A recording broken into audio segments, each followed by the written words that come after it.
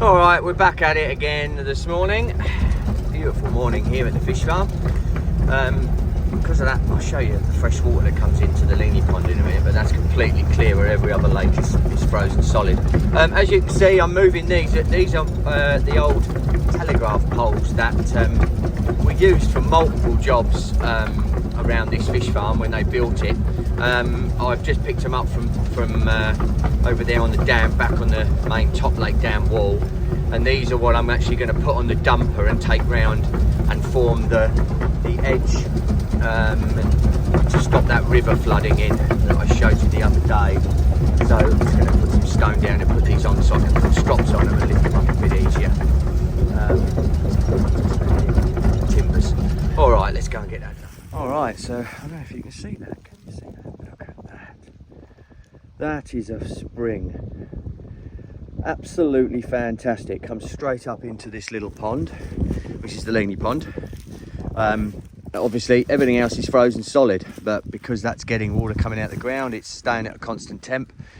Really good for these little fish. Means that I got here this morning and they were actually bubbling like hell just over here, feeding really well. So I'm going to give them a bit more grub. Think I can probably get some decent growth out of these C1s in through this little bit of winter before I grade them again, probably into March, and really reduce the biomass in here so I can get some good growth through their first, well, it'll be their second summer, and hopefully get them up to being cormorant proof before they go up into the top lake in the end of the year. Also did a little bit of this morning, so I've just cleared off the dam wall here.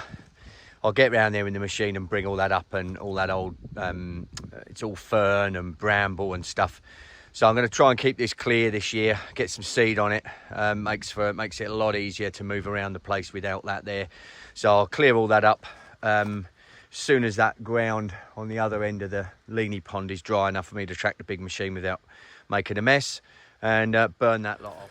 Right, so on the I got an alert this morning from the Rio.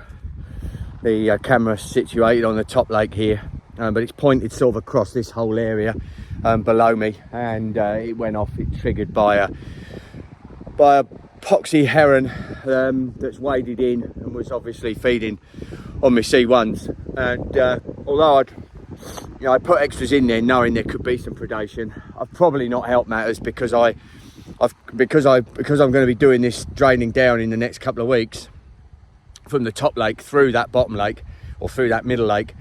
I wanted to keep the levels down, so it meant I didn't have to pull the boards and sort the levels out and that before I could start draining the top.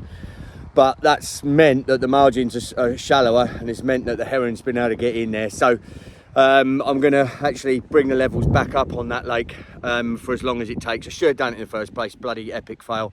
And I'm going to use this stuff, which is just a quick, it's like little sheep fencing. Can be electrified if I want to put a charger on it, solar powered charger on it, and that'll give the heron a right little kick out the arse.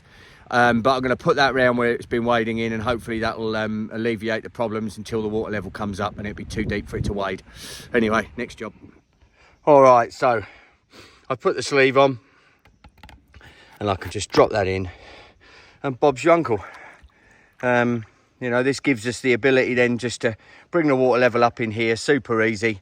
I'll go and put the boards in over at the Little Monk system. I can bring that up another foot or so in here, 1.5 foot, and it'll just mean that those margins will be safe from heron predation. Okay, so this is the Little Monk system on this lake. Obviously we can drop it or bring it up that amount super quick. So look, I just have some tongue and groove boards. It should be done with oak, but I've just got some Douglas fir tongue and groove, and they work bloody well. They do the job, super quick, super easy, and I can slot them in, and it does the job. I normally space them off the back to give them some pressure, but I found that these things just seal up anyway. A bit of weed and a bit of rubbish gets around them, and Bob's your uncle, Fanny's your aunt. Look, there we go.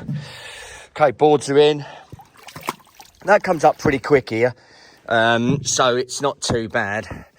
I'll keep you posted as I'm doing it and see how we get on. All right, so hopefully, as that water's coming up, my little fence going around the outside here on the margins will stop the heron, because he's coming in from the top here. He's coming in and walking down, there's no doubt about it. They don't land actually on water.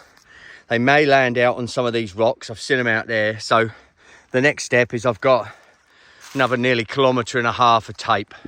So I'm just going to put more tape in, and hopefully that'll sort the bugger from getting in and nicking me fish.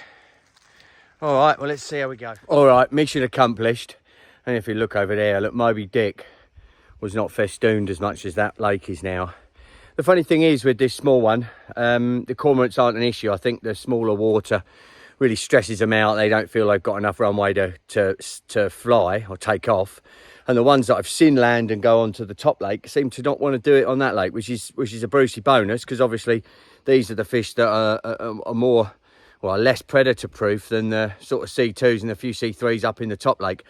Although, as you know, the cormorants tend to just, the fish that they can't really eat, they just tend to spear through the head and kill, and then they pop up dead, unfortunately. So anyway, mission accomplished. I'm hoping. I've also put sort of bottom lines round as well, down the bottom round here, just again to stop heron walking in the area that I haven't got any more of that netting. But fingers crossed, I'll keep an eye on it. Hopefully the camera will give us an insight into whether that's worked for the day. It's still a darn sight cheaper to do that. It's a bit of a ball lake, and it doesn't look so great, but it's a darn sight cheaper than netting. So let's hope it does its job. So just a standard walk round before I head off. I'm actually going to go fishing tomorrow if the water that I'm looking to fish is not frozen. It's huge, so it should be all right. It's 1,000 acres, but it was frozen the other day when I went to put bait in. Just wanted to show you this. This is the old feed spot. So obviously fish feeding under the ice. And that one out there, if you can see it, let's get in a bit more. Is it possible?